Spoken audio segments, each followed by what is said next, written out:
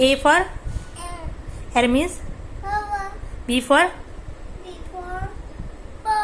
birds means C for carbon dioxide શું છે? D for development means E for પૃથ્વી. પૃથ્વી પર કોણ રહે? F for forest means જંગલમાં કોણ રહે? Animals and birds. G for global warming શેનાથી થાય? H for health means I for India means J for Jupiter means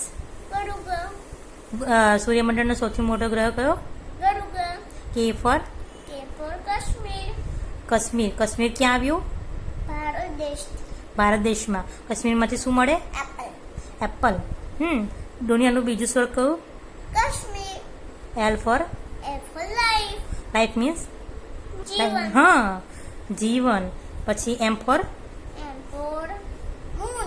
moon means ચંદ્ર દિવસે દેખાય કે રાત્રે? રાત્રે દેખાય. કેવા કલરનો હોય? યલો કે white?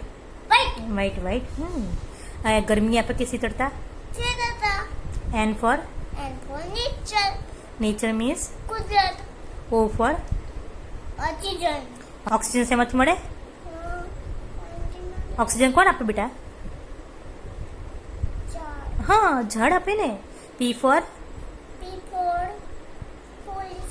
pollution means Q for white means R for rain means વરસાદ. વરસાદ ક્યાંથી આવે? S for sun means બેટા સૂર્ય કેવા કલરનો હોય? યલો કે વ્હાઈટ? દિવસે દેખાય કે રાત્રે? દિવસે. ગરમી આપે કે શીતળતા? બેટા સૂર્ય છે બેટા. સૂર્ય શું આપે આપણને? ગરમી આપે ને. T for